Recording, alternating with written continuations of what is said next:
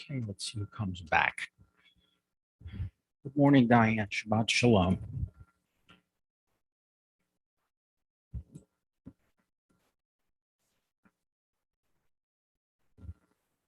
With them. You're sure? 100%? Yeah, I'm pretty sure. Oh, here's a rabbi. Here it is. See you later. Bye.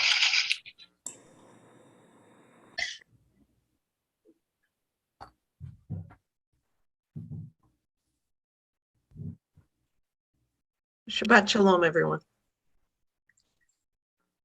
Shabbat shalom. Shabbat Shalom.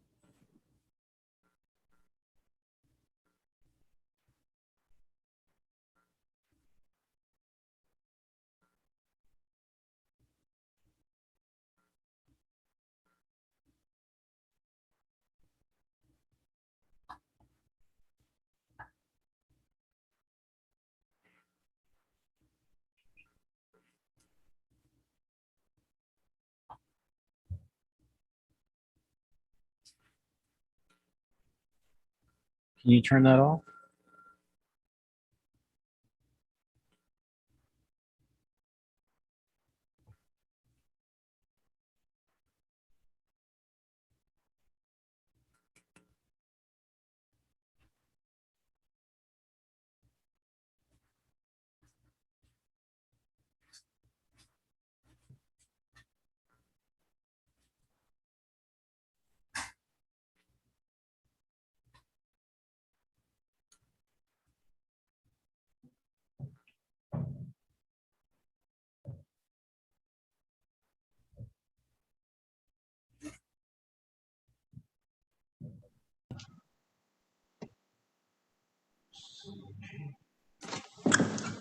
All right, Shabbat Shalom. Sorry for the delays this morning.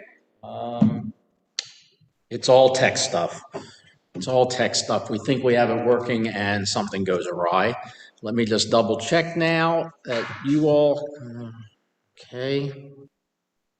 I'll double check that you all can hear me.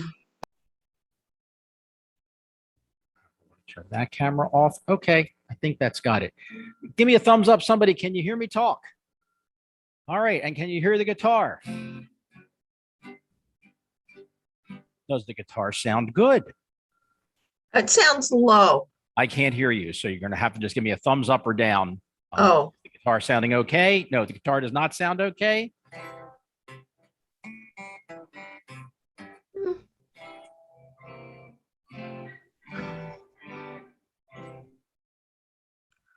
Hold on, Lori.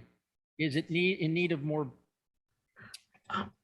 Is it in need of more volume, or is it just distorted? Now I can hear you. oh, at first it was very low and it got a little better. Okay, so it's loud enough. For me, I don't know about others, but Here, for how me. about this? Oh yeah, that's plenty loud. That's pretty loud. Yeah. All right, that just tells me. Okay, very good. Thank you, Lori. Oh, you're welcome. All right, better late than never. Here we go.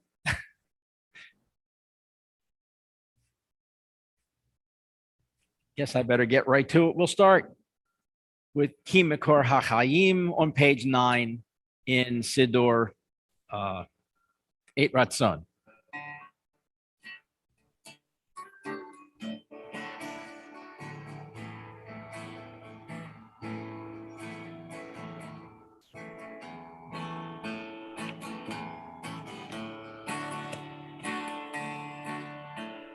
Yallai, yallai, ay, yallai, yallai, hi, yallai, yallai, ay, ay.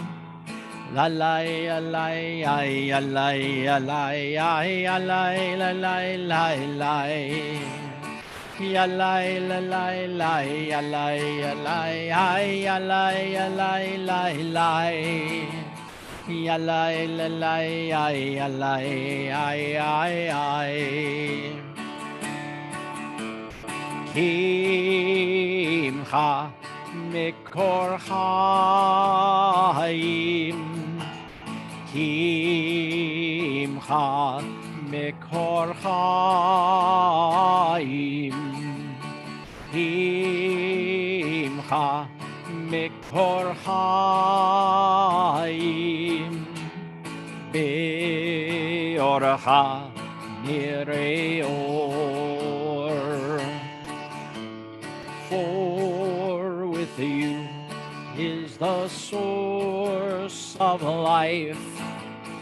For with you is the source of life. For with you is the source of life. In your light we see light. Himcha מקור חיים, עמך מקור חיים, עמך מקור חיים, באורך נראה אור. Shabbat Shalom on this Shabbat Vayera, the Shabbat we read twice a year, each time in the fall. We have to do it at Yom Kippur and again on this Shabbat Vayera, because within Shabbat Vayera we experience the Akedah, the binding of Isaac, Abraham and Isaac's test of faith, our test of faith. But this morning we're actually going to focus upon another just as important incident inside of the Torah, and that is the story of Hagar, who is the mother of Abraham's first child, Ishmael, who was sent into exile. And from the cries in the wilderness, the crying of the young boy, although he's not exactly a young boy at this point, we know that he, I think, is about 15 or 16 years old. But Hagar's cry as well is answered. And indeed, Ishmael becomes the father of a great nation. And if all Muslims trace themselves to Ishmael, truly it is the larger nation of the descendants of Abraham. So we're going to explore that today. We're going to explore a little bit about what it means when somebody who's in charge, like an Abraham, makes a bad call, at least from our perspective, a bad call, fails to show compassion, and indeed fails the nace, fails the test that God puts before him. Although God advises Abraham to do whatever Sarah tells him to do, and Abraham does, it's truly a crisis of leadership when we don't push back, when we know people are behaving poorly. And it's got relevance for what we are experiencing today in our world. So we're going to explore all of that. First, we need to get in the right frame of mind to accept, to surrender, hachna'ah, to surrender to the teaching of Torah. So we begin on page 10. Matovu ohalecha Yaakov, mishkanotecha Yisrael. How beautiful it is when we gather together in this place.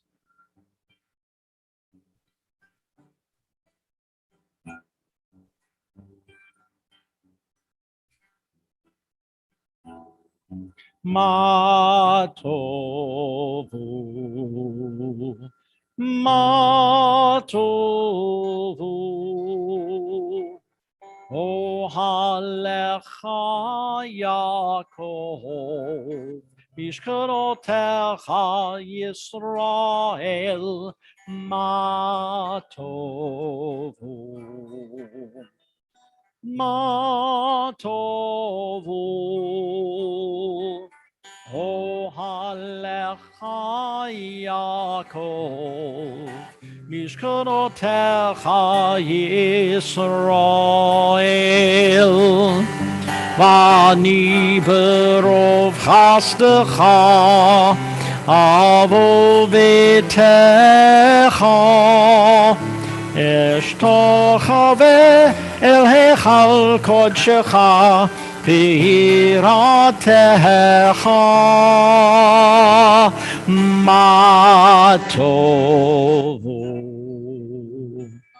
Ma tovu. Ohalecha Yaakov, Mishkarotecha Yisrael, Ma tovu. Ma tovu. Ohalecha Yaakov, Mishkarotecha Yisrael, Adonai ahavti me'on betecha, umekom mishkan kivadecha, mishkan kvodecha, vani eshtachaveh ve'echra evrecha lifnei Adonai osi ma tovu. Ma tovu. Ohalecha Yaakov, Mishkarotecha Yisrael, Ma tovu. Ma tovu. Ohalecha Yaakov, Mishkarotecha Yisrael, Vani tefilati lecha, Adonai et ratzon, Elohim berov chasdecha, Elohim berov chasdecha, Aneni be'emet yishecha, Ma tovu. Ma tovu.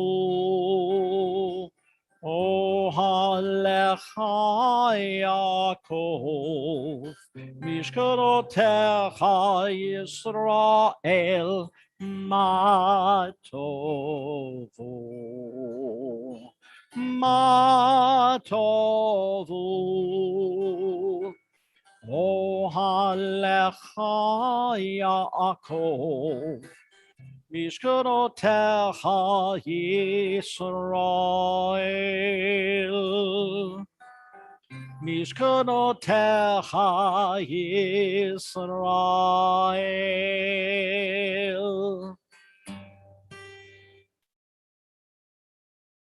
We continue on page 10, moving immediately into page 12. Something seems to be slightly wrong with this screenshot. Maybe we can do something with it because the top of my head is cut off on the screen. I don't know. Can you reset the preset or just go back to the preset on that? I think it's off. Let's continue on page 11. Please leave your message for Baruch atah Adonai Eloheinu melech haolam, asher yatzar et ha'adam b'chokhmah, u'maravo nekavim nekavim, chalulim chalulim, galui v'yado lifnei chisei chivodecha, שאם יפתח אחד מהם, או יסתם אחד מהם, אי אפשר להתקיים ולעמוד לפניך. ברוך אתה אדוני רופא כל בשר ומפליא לעשות. Elohai, Elohai, Ishama, Shenatata bi Yehovah. Ata verata, ata yetzarta, ata nefachta bi. Ve'ata mishamra bekirbi. Elohai, Elohai, nishama. Shenata bi tehorahi. Baruch atah Adonai hamachazir nishamot livgarim meti.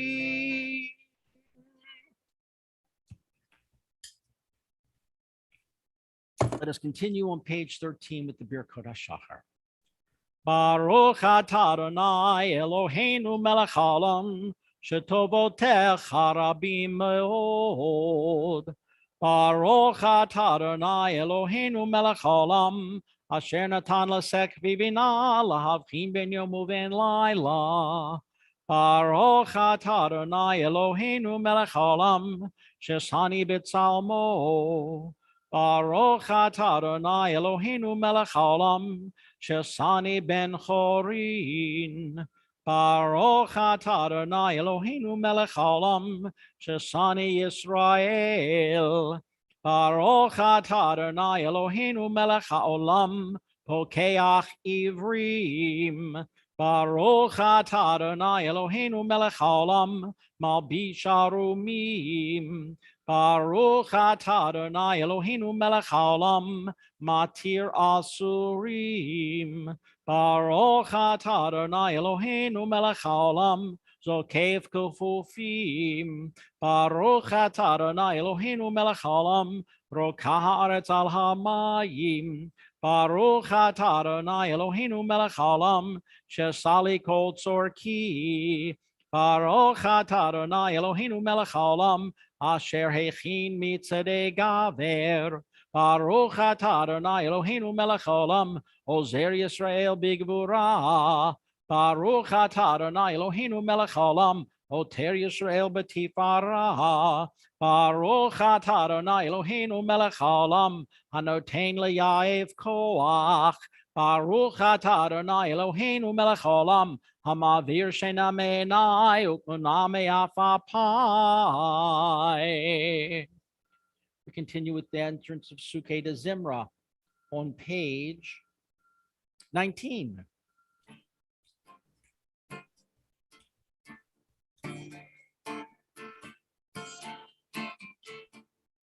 Baruch Hu, Baruch Shemo, Baruch Hu, Baruch Shemo, Baruch Hu, Baruch Shemo, Baruch Hu, Baruch Shemo, Baruch She'amar v'haya ha'olam.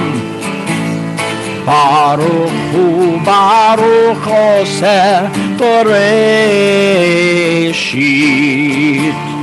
Baruch Omer Ve'oseh. Baruch Gozer U'Makayim. Baruch Mirachem Haaretz.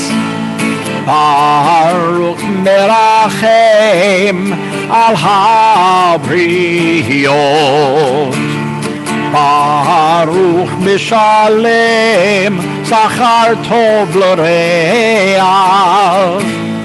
Baruch Hailad V'Kayam LaNetzach. Baruch Podeh U'Matzil. Baruch Hu Baruch Shemo. Baruch Hu Baruch Shemo. Baruch Hu Baruch Shemo. Baruch atah Adonai מלך מהולל בתשבחות.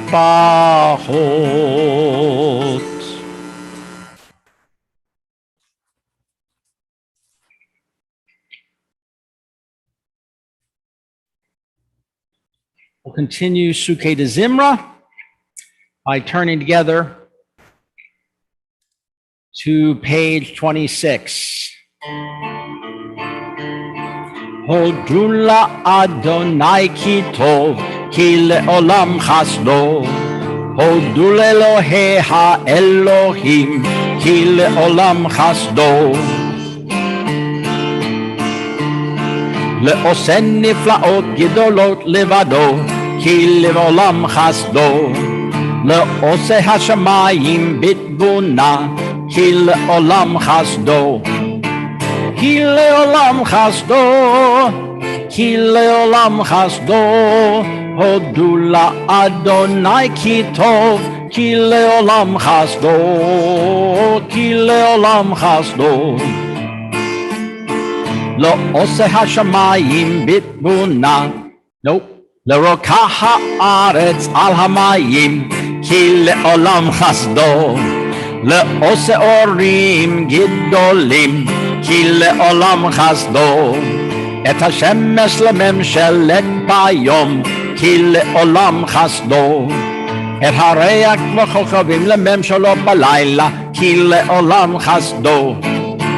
כי לעולם חסדו, כי לעולם חסדו. הודו לאדוני כי טוב, כי לעולם חסדו, כי לעולם חסדו.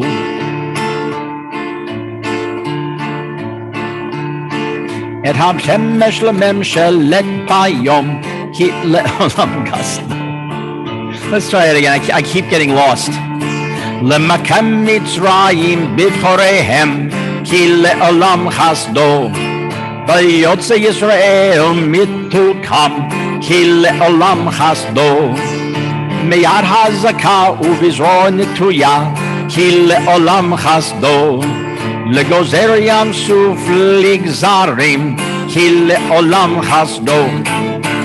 כי לעולם חסדו, כי לעולם חסדו. הודו לאדוני כי טוב, כי לעולם חסדו, כי לעולם חסדו. We will exit Sukkah de Zimra with the singing of Psalm 150 on page 33.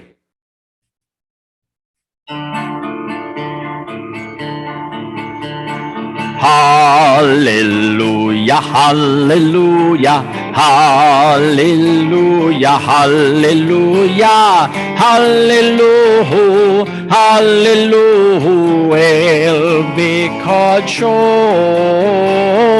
Hallelujah, hallelujah, bikia uzo.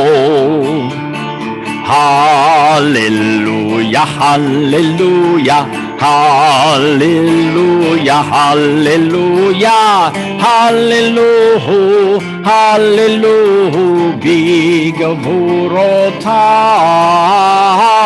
Hallelujah, hallelujah, karov kudlo. Hallelujah, hallelujah, hallelujah, hallelujah, hallelujah, hallelujah, beteka shofar. Hallelujah, hallelujah, benevel vechinor. Hallelujah, hallelujah, hallelujah, hallelujah, hallelujah, hallelujah, betofu mahol. Hallelujah, hallelujah, beminim veugav. Hallelujah. Hallelujah, hallelujah, hallelujah, hallelujah, hallelujah, hallelujah, Betzil Tzilei Shema. Hallelujah, hallelujah, Betzil Tzilei Trua. Kol hanshamate hallelujah, kol hanshamate hallelujah, hallelujah, hallelujah, hallelujah, hallelujah, hallelujah, hallelujah.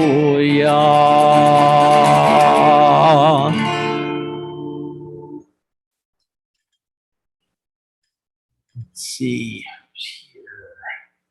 Okay.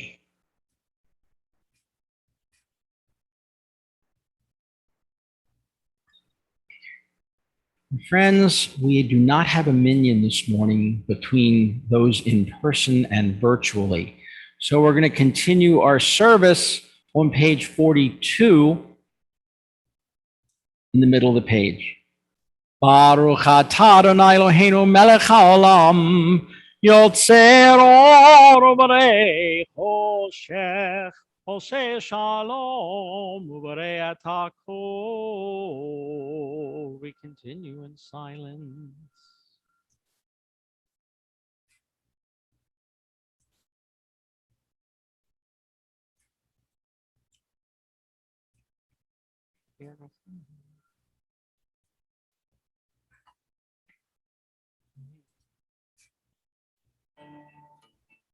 Page 45.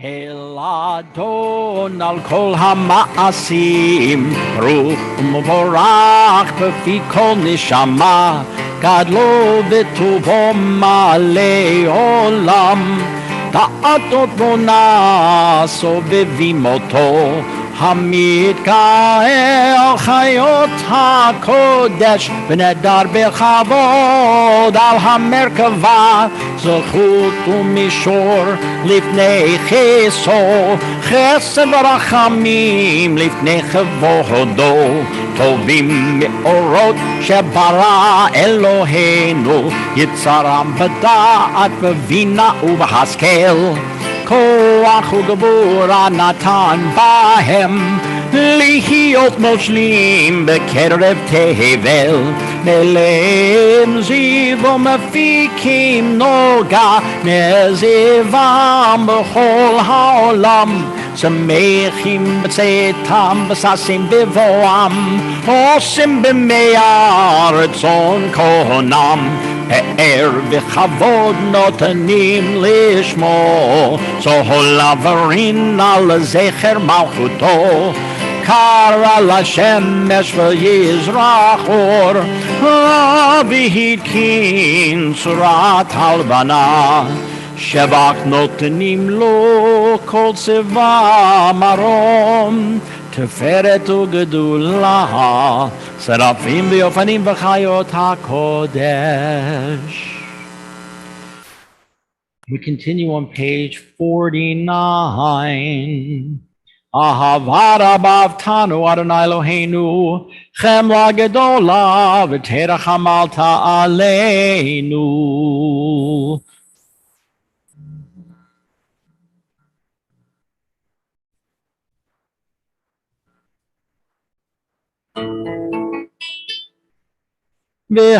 והערננו בתורתך ודבק ליבנו במצוותיך ויחל לבבנו לאהבה וליראה את שמך ולא נבוש לעולם ועד ולא נבוש לעולם ועד כי בשם קודשך הגדול והנורא בטחנו נגילה ונשמחה ונגילה ונשמחה בישועתך. Avienu l'shalom me'arba kanfot haaretz. V'tolachenu k'mamiyot li'artzeinu. Ki el poel Yeshua tata. Uvana v'charta mikol am v'lashon. V'kedavtanu l'shimcha gadol sela be'emet. Todot l'cha yechedecha be'ahava. Baruch atah Adonai. Habocher be'amol Yisrael be'ahava.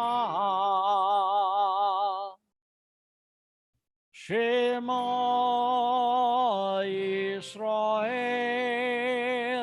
Adonai Eloheinu Adonai Echad. Baruch Shem Kivod Malchuto L'olam Va'ed. And you can be seated. You're welcome. We continue with the Haftarah on page 51.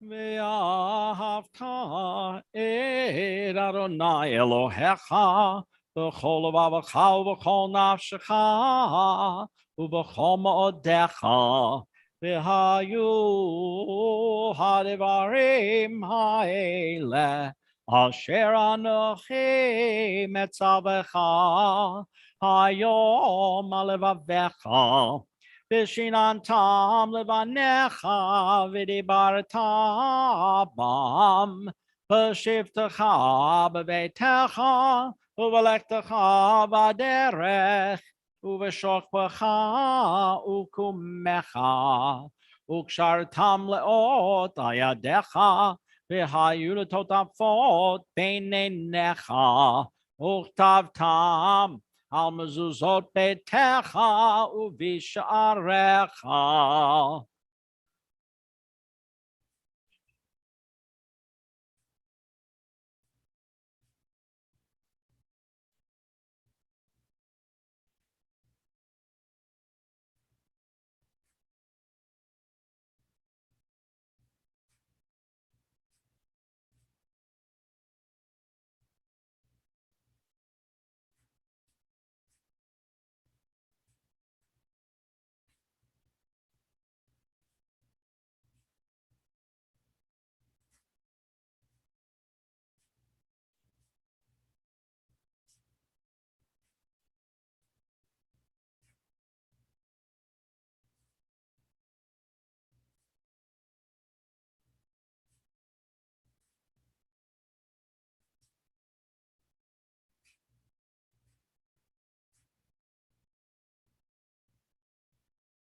Vayomer Adonai el Moshe lemor, daber el bnei Yisrael v'amarta lehem, v'asu lahem tzitzit, al kinfei vigdehem ledorotam, v'natnu al tzitzit hakanaf, v'til techelet, v'haya lachem letzitzit, uritem oto, Uzchartem et kol mitzvot Adonai, vasitem otam, v'lo taturu acharei levavachem v'acharei nechem, asher atem zonim achareihem, leman tizkaru vasitem et kol mitzvotai, v'yitem kedoshim lelohechem.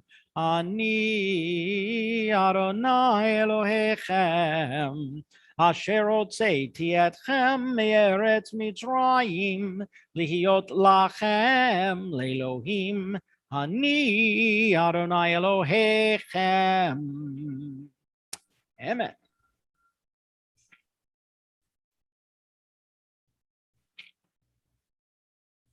We continue on page 54.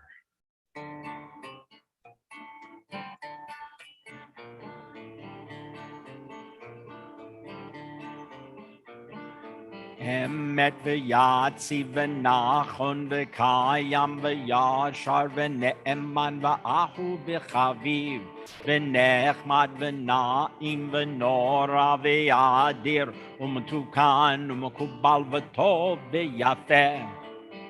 Hadavar hazeh alenu le'olam va'ed. Hadavar hazeh alenu le'olam va'ed. Emet v'yatzi v'nachon v'kayam v'yashar v'ne'eman v'ahu v'chaviv v'nechmad v'na'im v'nora v'yadir u'mtukan u'mekubal v'tov v'yafeh. Hadavar hazeh alenu le'olam va'ed.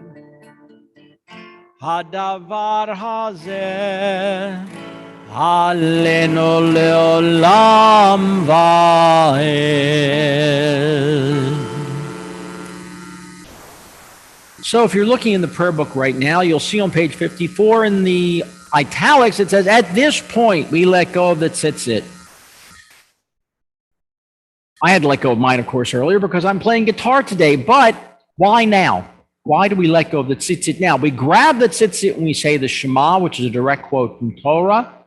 We attest to the words of Torah because we are quoting Torah sections from the book of Deuteronomy, Sefer Devarim, as well as Sefer Bamidbar, the book of Numbers.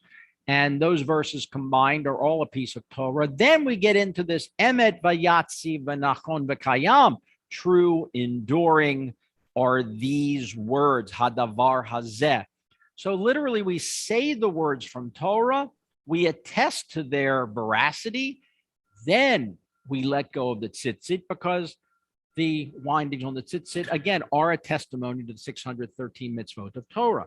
So it's not until we finish saying, yes, the words are true, then we let go.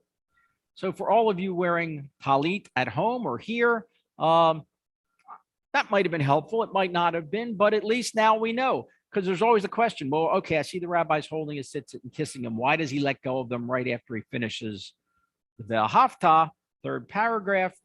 That's why I do it, because my fingers are busy. You can take a little longer and wait until after we finish Emet v'yatzi. We continue on page 57. With the song of the crossing of the sea.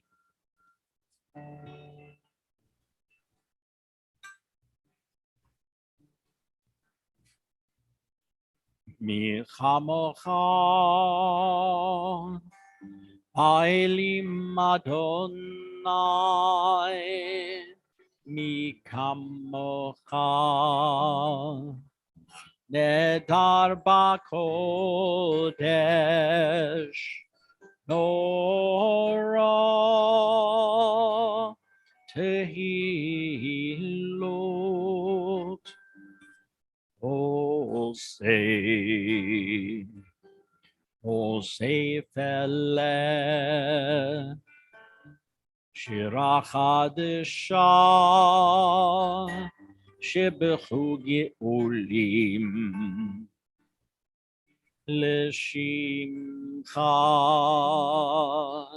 Al Sefat Hayam Yachad Kulam Hodu v'him l'chu v'amru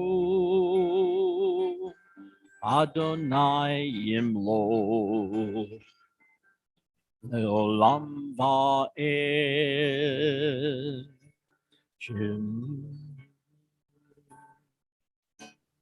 Sur Yisrael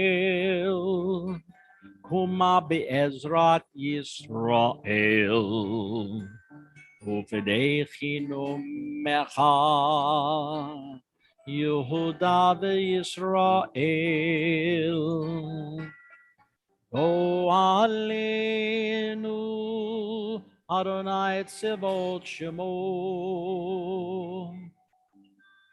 Kidosh Yisrael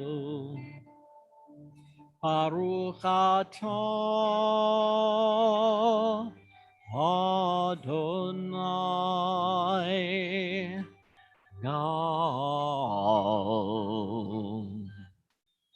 Yisrael.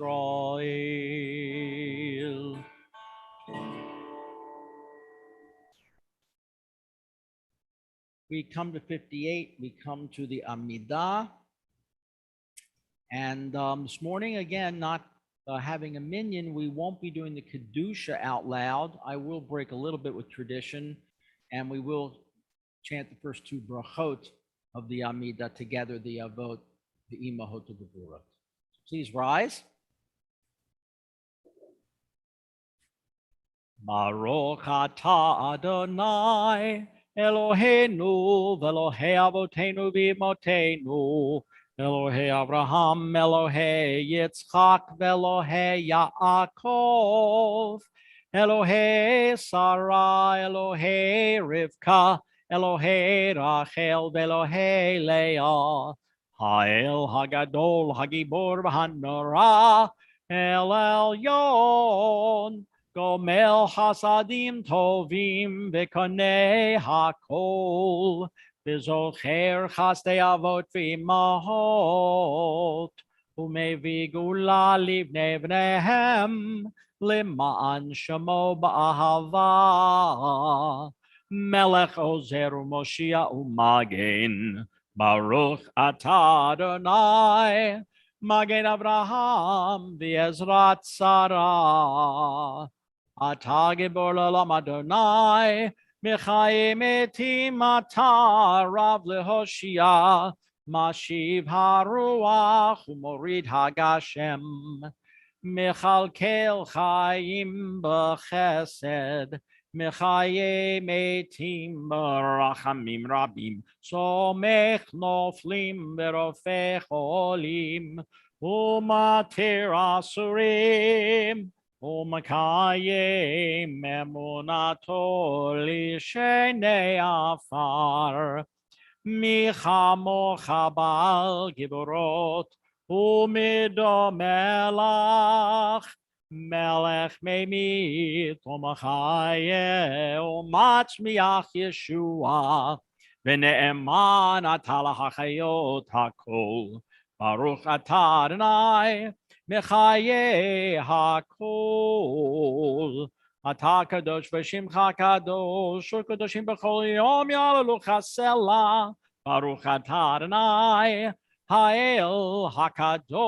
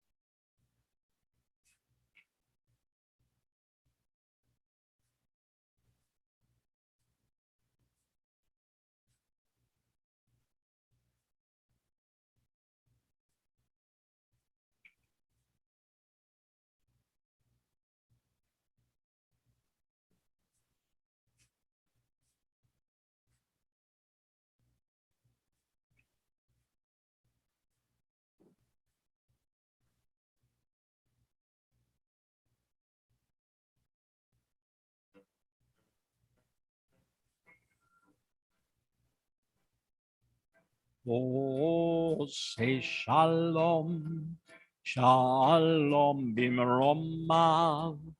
Oh, yaseh yaseh shalom. Ose shalom.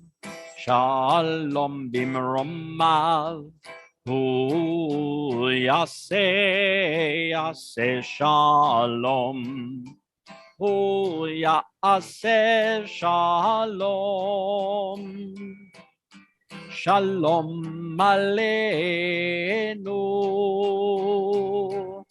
me'al kol Yisrael ve'al kol v'yoshvei tevel. Ose shalom, shalom bimromav.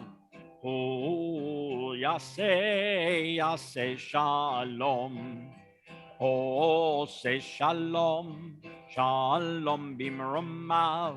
Hu yaseh shalom. Hu yaseh shalom. Shalom aleinu me'al kol Yisrael ve'al kol v'yoshvei tevel. Ose shalom, shalom bimromav. Hu yaseh shalom. Shabbat shalom. So with things as they are this morning, we won't be bringing out the Torah, but I will still read from the Torah, and we'll do a teaching and perhaps a little discussion of the Torah portion this morning. So if you have a JPS Tanakh, we're on page 38. I will be reading, of course, the translations in the Hebrew. That's chapter 21, starting at verse 16, if you are reading from a different Tanakh at home. But again, if you have a Tanakh, we'll be studying this morning, chapter 21, sorry, page 38 there in that book, but chapter 21, starting with verse 16 in our Torah. So the blessing this morning, lacking a minion, will be Lasok B'divrei Torah, and then we'll get right into it. So please join me at home. In fact, I'm going to do something a little different right now. I'm going to bring my laptop here, and I'm going to unmute. I'm going to be able to, so I can hear you guys, and hopefully it won't echo. I'm going to try to see if I can make that work. So you can feel free to unmute yourselves, so we can discuss this Torah portion a little bit. And please join me again in the bracha, if you will unmute, for Lasok B'divrei Torah, the bracha for the reading of Torah. Baruch atah Adonai Eloheinu melech haolam, asher kitshanu b'mitzvotav v'tzivanu, Lasok B'divrei Torah.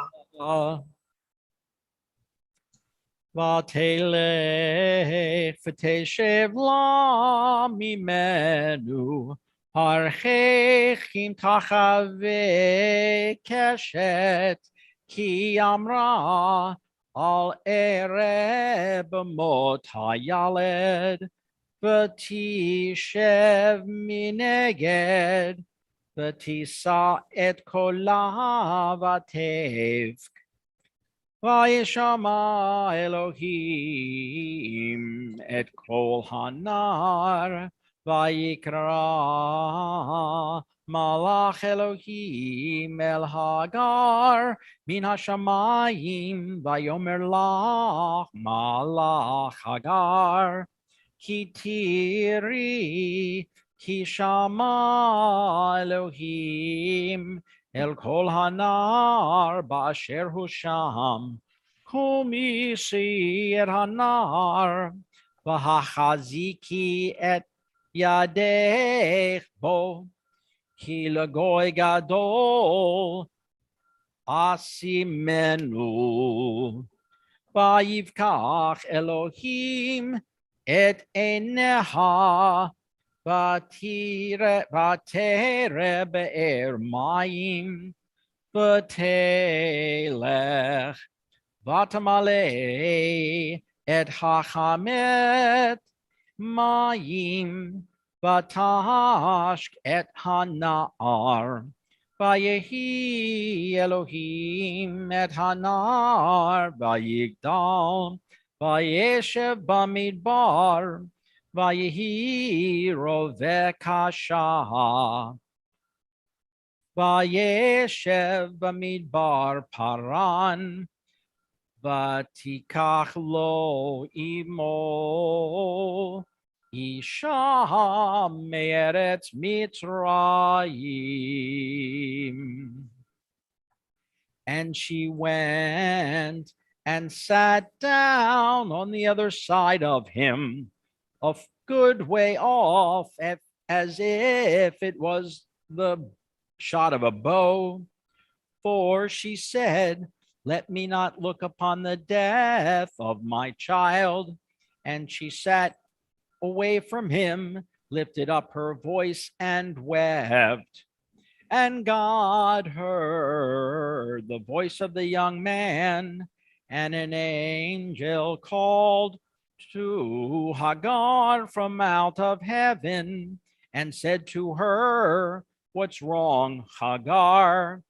Do not be afraid, because God has heard the voice of the young man where he is, meaning over there.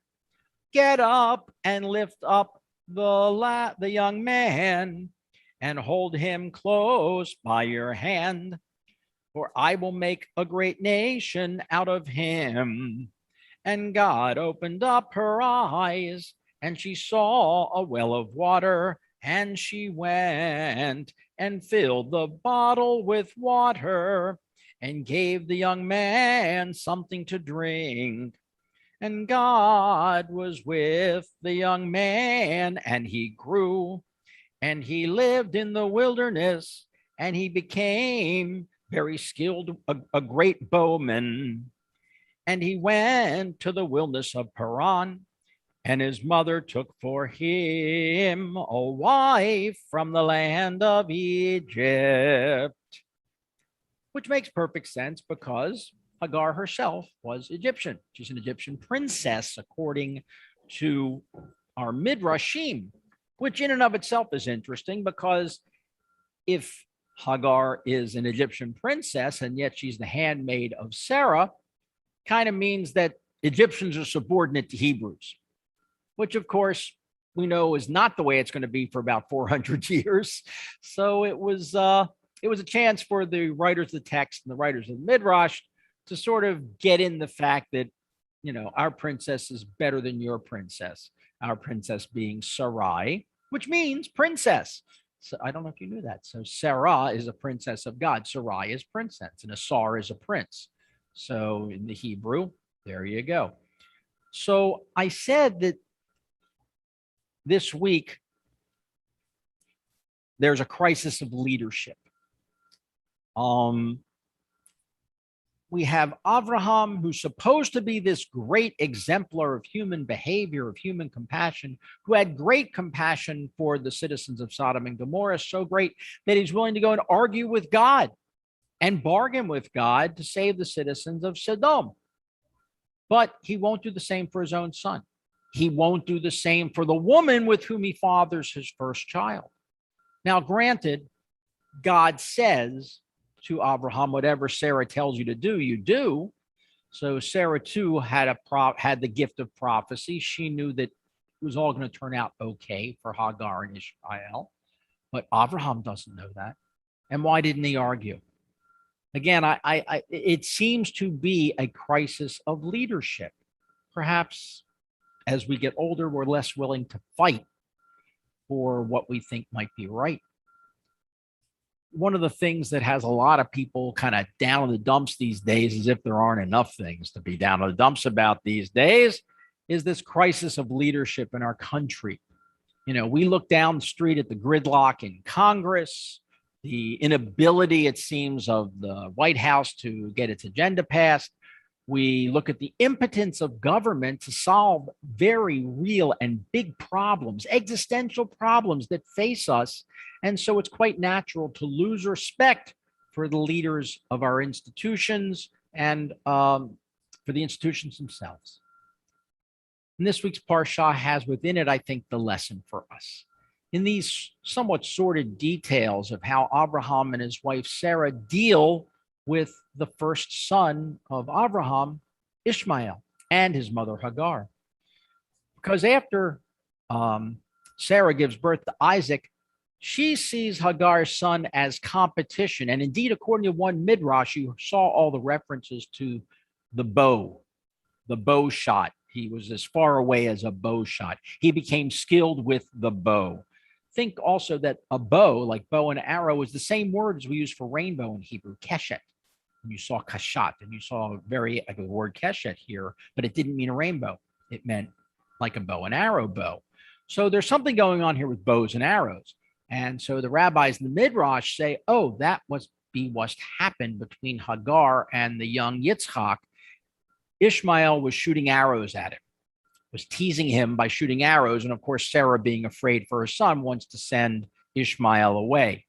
So it wasn't just some whim of Sarah's, according to our rabbis. It was a very real threat from Ishmael, who at this time, like I said, was an adolescent, didn't have a fully developed frontal lobe, perhaps, and made bad decisions like most teenagers make, and was willing to take a chance, didn't understand the mortality, perhaps.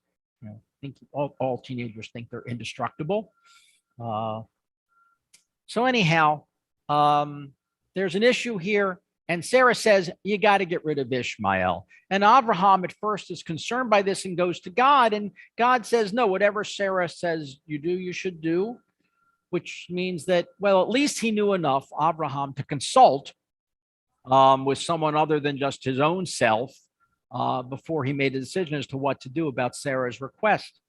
So Abraham sends Hagar and Ishmael out into the wilderness with just a little bread and water. Why, the rabbis ask, why didn't he send them away with gold and silver so that they could get somewhere and make a new life for themselves? Abraham certainly had the wherewithal, but he just gave them a little bread and water. Perhaps he trusted because God said everything will be fine. So he just sent them out with just enough sustenance to get by for the day. And they almost die in the heat, but they're rescued by the appearance of a miraculous well, as given to them, foretold to them by an angel, a malach, that comes from God. So the story for me is disturbing for a bunch of reasons. As I said, it really seems to be a failure on the part of Abraham and Sarah both to have compassion. And instead, Sarah, who acts seemingly cruelly towards Hagar and to Ishmael, and Abraham does not object, seems like a failure. There's also the pain of Hagar and Ishmael. And that is the cry that arouses God. Hagar said, Batisa et kola vatefk, and she lifted up her voice and cried. She said, don't let me look on as this young man dies. And she burst into tears. And the Hebrew is even more poignant. Vayishma Elohim et hakol hana'ar. And God heard the cry of the boy, not some figurative cry. Ishmael is literally crying, and his grief is such that Hagar can't even take it, and she moves away from him. And then at that moment, when things are at their most desperate, crying, dying of thirst, of hunger, of sun, of exposure to the elements, then God's compassion is aroused. Now, there's a lesson here in this pain and disappointment. This lack of compassion, the most vulnerable, and those who are completely dependent upon the good intentions of the powerful, I think at this minute should really speak to us. Sometimes those we've entrusted with the greatest responsibility disappoint us. They do the wrong thing, or like Abraham, they do nothing. They do the minimum, and this should speak to us. Sometimes those we have entrusted with the greatest responsibility do the wrong thing, And the pain of Hagar and Ishmael is truly caused by Abraham and Sarah. And for some of us, for myself, our heroes have disappointed us. And here's what's really sad. It's hard to find anyone in America today who would describe any of our elected leaders as heroes. Those we once held perhaps in high esteem have proven to be impotent or capable of doing great evil. Too few do the right thing. It's an unequivocal moral lapse when people fail to protect those who are more vulnerable than themselves. And that's not always been our condition. My grandfather once told me that his hero was Franklin Delano Roosevelt. And American Jews, many American Jews felt the same way. It was not uncommon on the Lower East Side to find in the kitchen a picture of Moses and a picture of Franklin Delano Roosevelt side by side next to the tzedakah box. My grandfather came from a world where the czar ruled as a despot. And here he was in America, a country where the leader, the president, a very rich man of privilege, and yet his concern was for the least among the people. He saw 1/3 of a nation ill-housed, ill-clad, ill-nourished, and he resolved to fix it. How can our elected leaders look at our nation today and not see with the human heart the millions of hungry, 35 million people who have food and live in food insecurity, the millions with no hope? How can they not reach out to them? To ignore the cry of the poor, according to our Tanakh, according to our prophets, is the greatest of sins. The Talmud says, one who can prevent her household from committing a sin, but does not, is responsible for the sins of the household. If he can prevent his fellow citizens, he's responsible for the sins of his fellow citizens. If she can prevent the whole world, she's responsible for the sins of the whole world. So we shouldn't be afraid to see even the greatest people as making grave mistakes.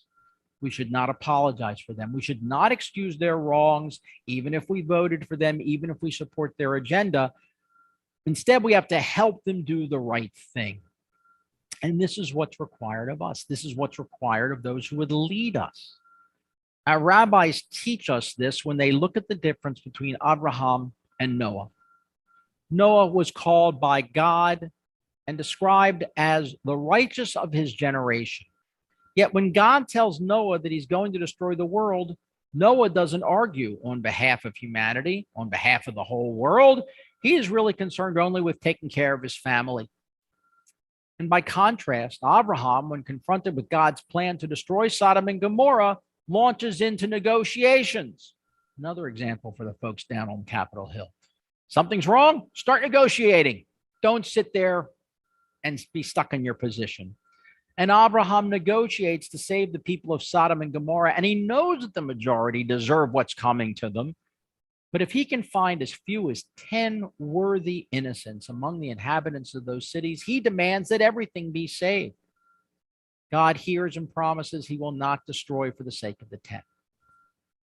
Our text is clearly telling us, with God responding to the cry of Ishmael, that the divine hears those in pain, hears all, listens to all. No one has God's ear exclusively, despite what some people may claim. No faith has a more direct line to God than any other. And that's the power of including Hagar and Ishmael's pain in our story, because that's the power of their cry to God in our Torah. They too are part of our Jewish story. And if Ishmael is, according to tradition, the father of all Arab and Muslim peoples, then both Jews and Muslims have this common ancestor and also this common need to hear the cry of the oppressed. It is somewhat comforting, perhaps, that God hears the cry of those in pain, but it's more important that we hear too. We have to hear the cries of those who are hungry, the oppressed. If God responds to the cry of the son of a servant girl, how much more so must we respond to the pain of others? We here at BJC do, we think, a pretty good job of responding to the needs of others with our work at various shelters such as Stepping Stones, National Center for Children and Families, our work on behalf of the Uyghurs, our resettlement of Afghan refugee families, our support for the rights of immigrants. But like Hagar and Ishmael, we are going to die in the wilderness if we don't really truly hear and respond in more appropriate ways and convince others to do the same. That is why this story, I believe, and all these stories are in our Tanakh, to inspire us to inspire others to do the same. Shabbat Shalom.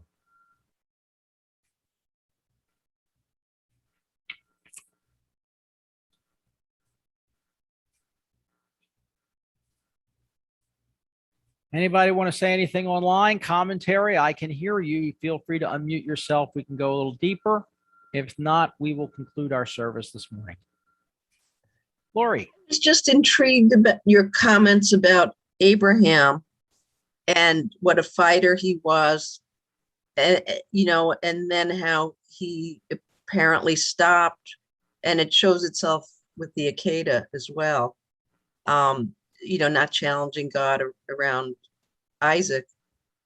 And I'm just really intrigued. I'm just wondering, is there more midrash about that, or has that been explored in any but way? let's talk about it. I don't know of any other midrash about it, but let's see. Avraham is 100 years old when Yitzchak is born. Yitzchak has been weaned, so let's say he's now Abraham's 102, 103. And I'll be happy to attest, there's a big difference in your chizik, your strength, your energy level between age 65 and age 68. So I can only imagine between 100 and 103. And indeed, there's something to be said about as we get older and have a little less chizik, a little less strength, a little less resolve, or we see that the results of all of our efforts really haven't brought us what we had hoped they would bring to us, that we just kind of give up, right? We just sort of say, all right, I tried my best. I did my part. I'm done. I see you're thinking about that. Yeah, go ahead, Diane. I'll repeat what you said for everybody at home.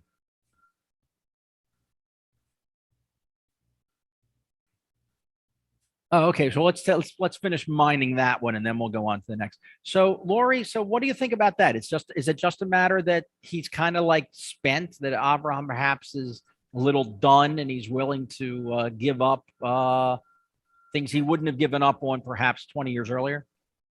I think that's one viable explanation, but I just don't. I'm not feeling it. Okay, what do you got? I don't know. I mean, has his faith grown that he just doesn't question anymore? I mean, could there be that aspect that he just doesn't question anymore? Perhaps Because- he saw that after Sodom and Gomorrah, when he had bargained with God, that it still didn't make a difference, that Sodom and Gomorrah were still destroyed. And maybe it was like, well, it's not worth arguing because God knows what's going to happen before I even open my mouth, and therefore I'll just go with it. Or was it more like a weakness in his interpersonal skills? Because he couldn't, the issues that developed between Hagar and Sarah, he didn't know how to intervene with. It seemed he was so big on chesed and an open tent and having the heart for everyone, but when it came to his own family, he just didn't have the skills to bring people together. And so that's an interesting contradiction. And then Isaac is considered the balance, of Abraham. I don't fully understand that either, but I've just read, because of he's more disciplined and internal strength. He had his issues as well. But there was something about Abraham, beautiful chesed and open tent and outreach rabbi. But there was just something about boundaries maybe that he couldn't establish, in his own family. Well, You just raised an interesting point for me. Let's see if this resonates for anybody else. It's one thing to have your public persona and your public MO, your public methodology, your means of operation, modus operandi. And it's another thing what happens behind closed doors in your own house. And indeed, our relationships with our spouses, and for that matter too, I think with our children, the people we live every day, you could be the greatest man in the world and your kids think you're a bum, right? You could do really amazing things and the kids are the ones who really get to you, right? And spouses do the same. It's also because you're together 24/7 or something like that. Subtract the number of hours you perhaps work outside of the home. Your spouse probably has more influence with you than anyone else, more power. That's a very real possibility. And I would say that's more possible now in our time than it was perhaps in a very patriarchal period, such as the time of Abraham, where men seemed to rule the roost. And certainly in the last few centuries in Western society, where men really kind of had control of everything. Although, as Lainey Kazan famously said in My Big Fat Greek Wedding, yes, the man is the head of the household, but the woman is the neck. And anywhere the neck turns, that's where the head has to go. So there is that behind the scenes thing. So that's a possibility too, that perhaps Abraham has sort of had within his domestic sphere, he doesn't have the influence that he has to the outside world. Perhaps. Diane, go ahead. Or the skill set. Or the skill set, right. Yeah. Sonny, I was looking at the notes in my study. Hang on, we got Bible. Diane, Barb, hang on one second. Diane's bringing up something here, and then I'll come back around to you. Okay.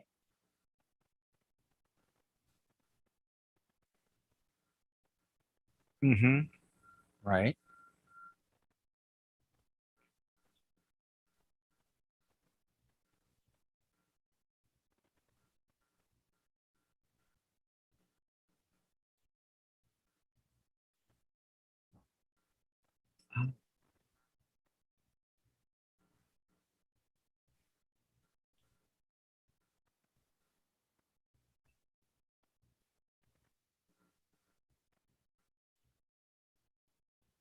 It doesn't change anything, right?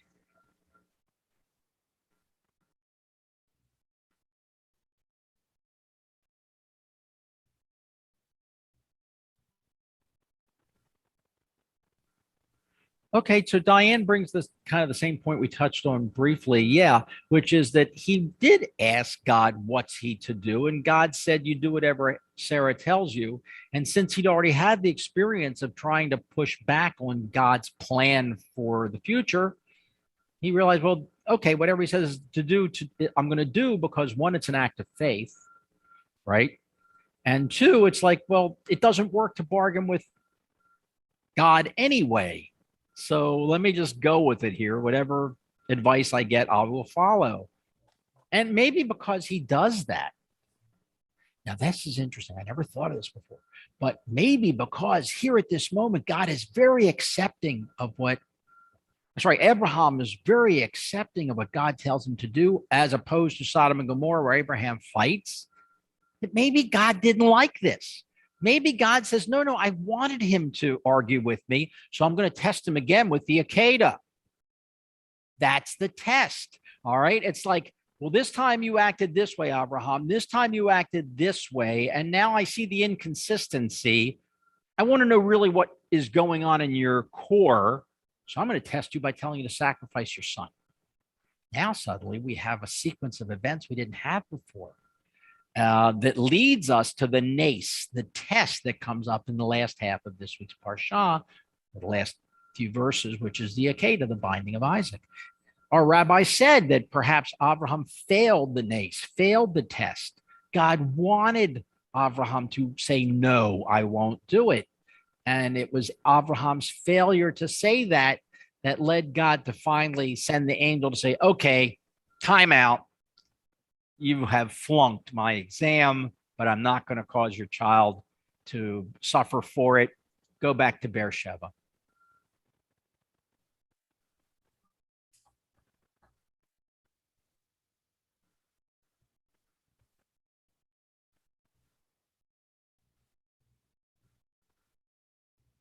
Right. If you're a person of faith and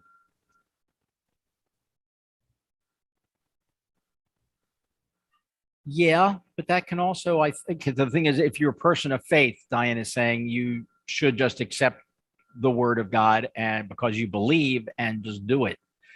And that is fraught with danger because how many fundamentalists walk around going, God said it, I believe it, I'll do it, when they've completely misinterpreted the word and, or even intentionally misused the word, which has been much of Western history. And I would say it's also been the history of every nation and every religion is people use the text for their own purposes and say, well, God said this, when God only said that in your own mind, the way you interpret the text. Maybe Abraham was just hearing, right, the old man's crazy, which is one more midrash. That's why Sarah had to get involved, right, and bring the ram up to the mountain. It was Sarah's voice that said, Abraham, Abraham, do not hurt the child. It wasn't an angel at all. Barb, you wanted to add something? Well, I was just noting one of the notes in my study Bible about this portion that it focuses in on the difference in ages between Ishmael and Isaac, but for a different reason, but it made me think about this. I haven't ever thought about that specifically. I mean, it says that Ishmael was 13 before Isaac was even conceived. So, I mean, if you're telling a story about, would there be enough of a time for there to be a relationship developed between Abraham and Ishmael? Well, as someone who has 7 years of age difference between myself and my youngest sister, I'll be the first to say that when I was 17, 18, I wanted nothing to do with my 9-year-old sister. It was like, I'm busy, you're a pain in the neck. You're a baby. I don't have time for you. I wish I'd have acted differently, frankly, now, because I can remember too many times where I just ignored them, pushed them away, her away. So I get that. I think that the age difference has a lot to do with it. Between Abraham and Ishmael. Oh, between Abraham and Ishmael. Well, that's Right. the difference in the age of a father and a son. Right, but I mean, I hadn't ever thought about the fact that, Ishmael was around for several years on the scene before Isaac showed up even. Right. About So, 13 years. 14. Yeah. But there was no relationship developed between Abraham and Ishmael during that time. Well, that's what I don't believe. I think they would almost have had to have a relationship, especially because Ishmael was going to be the one that inherited the whole Geschichte, the whole kingdom, right? There was no Yitzhak. Sarah's already 90. She was in menopause. She'd stopped having periods. And so the text tells us this. So he had probably given up on having any son other than Ishmael. Why wouldn't he be teaching his now 13-year-old, 12-year-old son his values? So I think there would have, almost by default, there would have been a relationship. I mean, Ishmael was the hope for a future generation until this miracle where the angels come and announce that there's going to be a baby born to Sarah at age 90 and Abraham at the age of 99. He's 100 when Yitzchak is born and about 103 when he decides to send Ishmael and Hagar away. Now, I'm not sure of my timeline. Yeah, right, because according to the text, according to Midrash, when we get to the Akedah, Isaac, Yitzchak, is 37 years old. So he's a man at the time of the Akedah. He's not a young boy. So there's a big time lapse between the exile of Hagar and Ishmael and the test of the Akedah. But then again, that's on human time. In God time, it's the blink of an eye or less.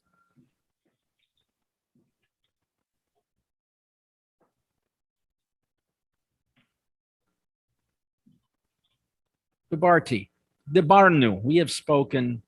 Let us move on. Good talk. Good drash. Oh, can I Congratulations just say to one all. more thing very Of briefly? course. Yeah, I was just thinking about how Moses growing older was such a contrast to what we talked about with Abraham, just that he fought for the Jewish people, till the bitter end. It seemed, the golden calf, pleading for forgiveness. He was arguing even about his, wanting to go into the land. So anyway, just a thought, where would we be today without that arguing?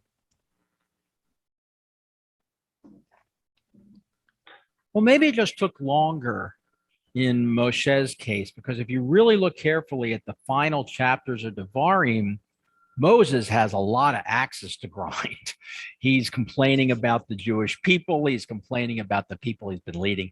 He's complaining, and they're all a new generation, which I relate to that. It's like a new generation has sprung up. We're not listening to the old man anymore. So we need a new, younger leader. Let's go get a Joshua. And he's also upset with God, who was supposedly his best friend, right? God. Nobody ever speaks face to face to God the way that Moshe ever did ever again. And yet here's Moshe fetching to God, saying, I did everything you, and he does say this in the song of Moshe at the end. He is, I did everything you told me. And yet this is how I'm repaid, is that I can't go into the promised land, all because of one mistake, one. And so I would say that there's a difference, but in both cases, as they age, their relationship with the divine changes. For Avraham, he becomes more passive. Moshe actually gets crankier, right? Moshe is like the exemplary 95-year-old, 100-year-old man who just doesn't care what anybody thinks. I'm going to say what's on my mind because I've been around long enough. There's no consequences. They are different personalities, but that's an interesting contrast. Moshe becomes more belligerent with God. Avram becomes more passive. So, Elliot, go ahead, please. Let me make sure I repeat what you say.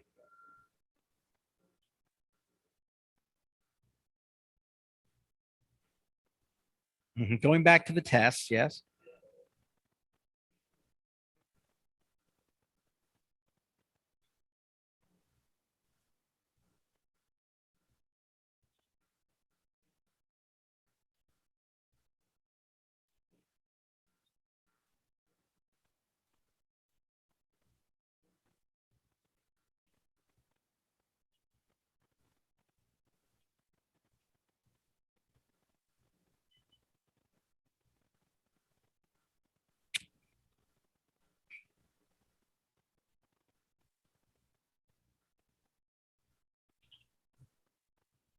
Yes, until he was an old man.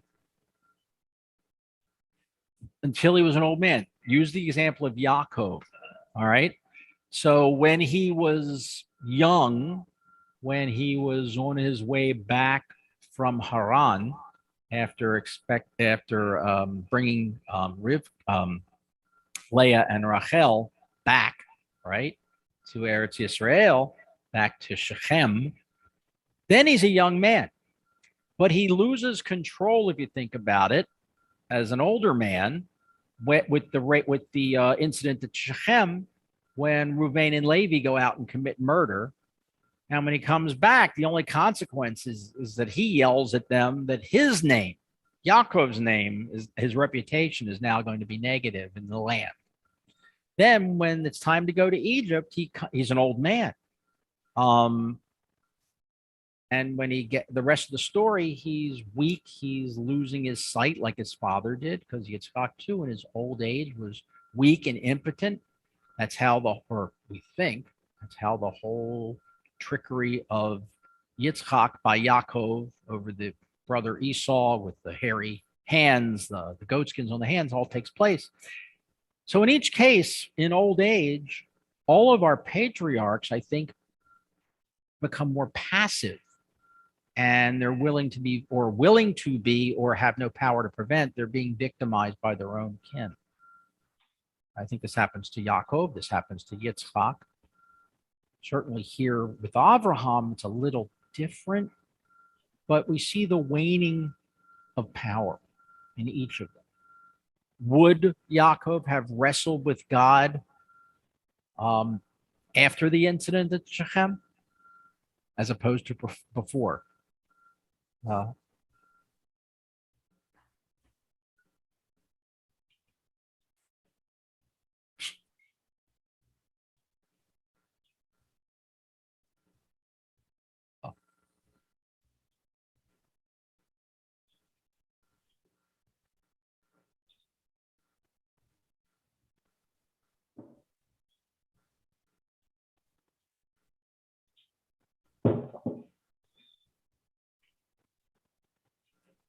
If it was a dream, you mean the wrestling with God?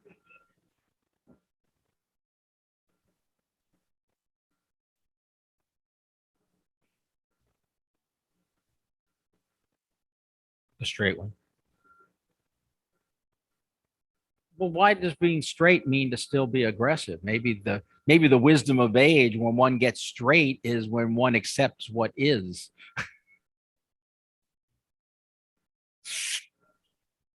Well, that's just, that's why I'm getting passive in my old age, perhaps.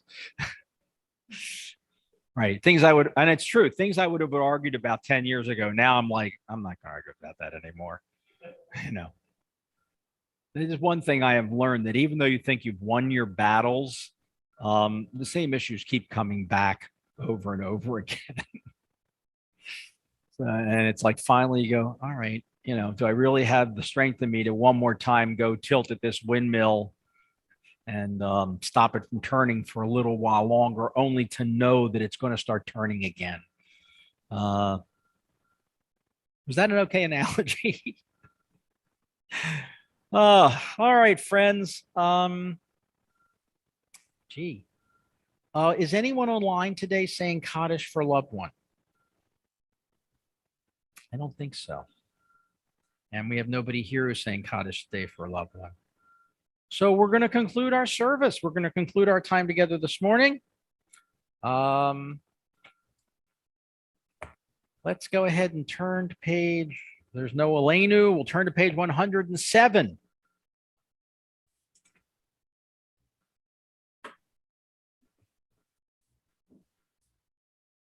And we're going to finish with Ein Keloheinu, but not the Ein Keloheinu that really comes from a German drinking song.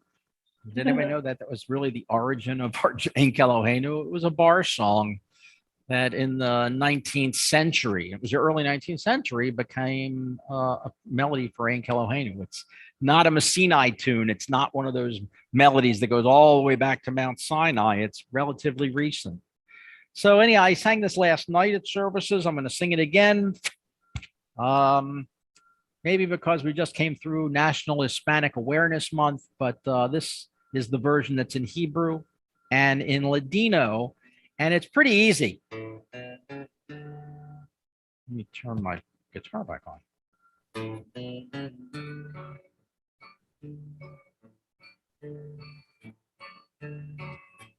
Ein Keloheinu, Ein Kadonenu, Ein Kemalkeinu, Ein Kemoshienu. Non como nuestro Dios, non como nuestro Señor, non como nuestro Rey, non como nuestro Salvador. Mi Eloheinu, mi Kadonenu, mi Kemalkeinu, mi Kemoshienu. Ken como nuestro Dios, ken como nuestro Señor, ken como nuestro Rey, quien como nuestro Salvador. No del Elohenu, no del Adonenu, no del Makenu, no del Moshienu. Lo haremos nuestro Dios, lo haremos nuestro Señor, lo haremos nuestro Rey, lo haremos a nuestro Salvador. Baruch Elohenu, Baruch Adonenu, Baruch Malkenu, Baruch Moshienu. Bendito nuestro Dios, bendito nuestro Señor, bendito nuestro Rey, bendito nuestro Salvador. Atahu Elohenu, Atahu Adonenu, Atahu Malkenu, Atahu Moshienu. Tú sos nuestro Dios, tú sos nuestro Señor, tú sos nuestro Rey, tú sos nuestro Salvador.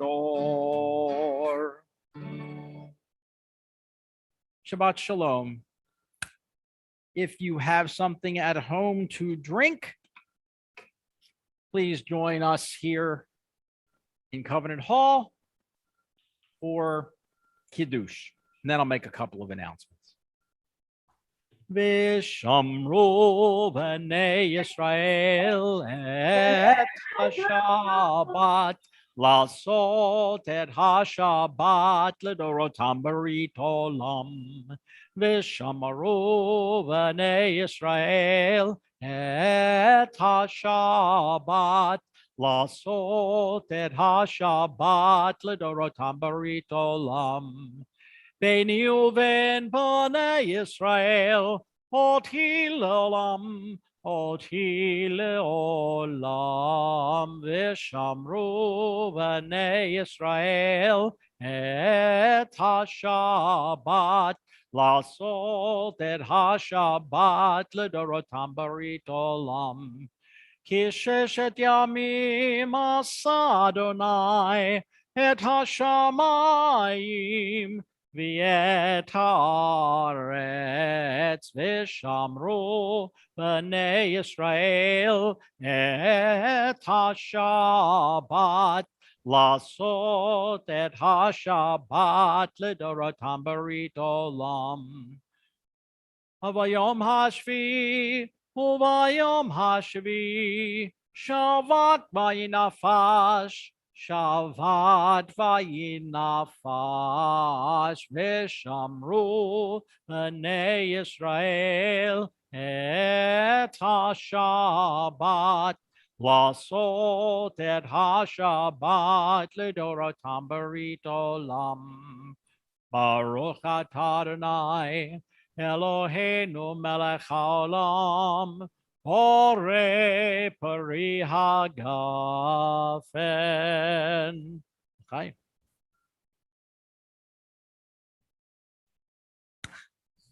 So next week, just FYI, I'll be away again.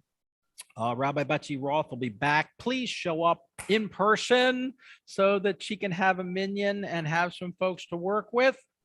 And Rabbi Stan Levin will be here Friday night again. I'll be back the week after, and I'll be here through Hanukkah. So back, but taking a few weeks of a much needed break. On the horizon, a couple of neat things are coming up. We'll still have Torah study this coming Tuesday in the morning with the Abba Yedaya at 10:30, and on Wednesday at 6:30 with the usual gang that meets for Torah today.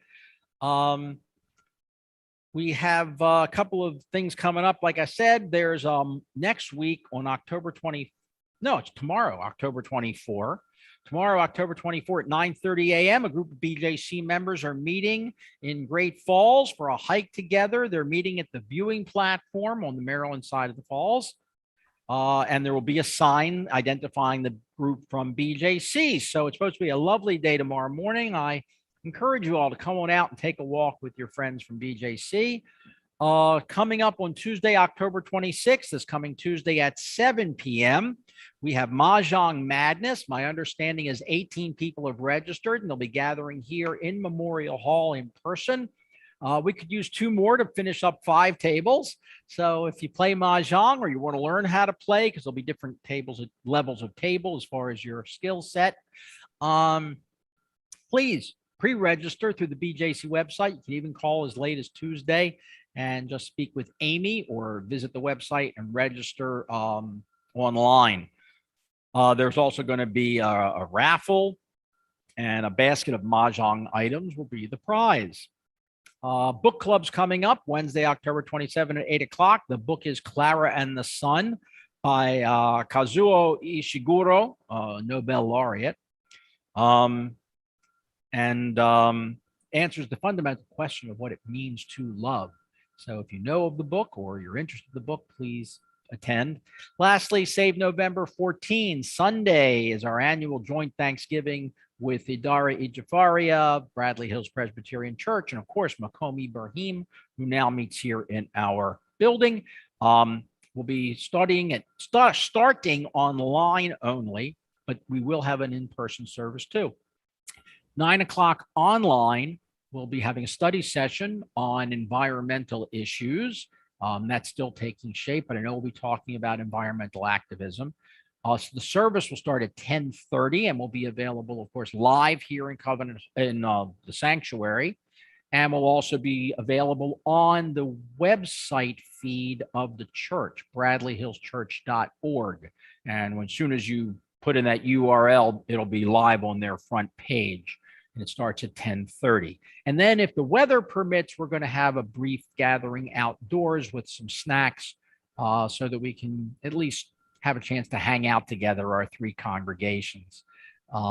If the weather is poor, we'll probably just have to go home afterwards. So I hope we see you next Saturday, next Sunday, next Friday, next Saturday, and of course on November 14th.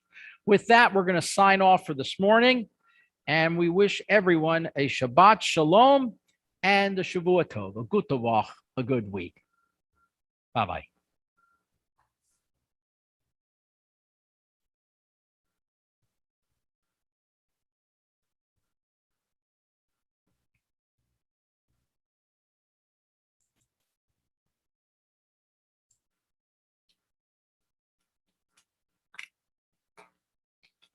Are we off Zoom?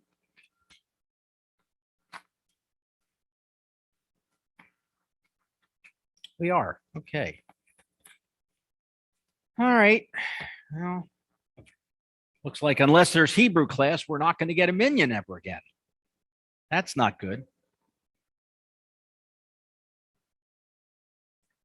Perhaps, but a lot of them weren't here yesterday. I don't think Bert was here last night. I don't think Bert's out of town. Okay. And Jim and Liz were here last night. Alan Dubin, I'm surprised, it's Libby's yard site, and he's not here.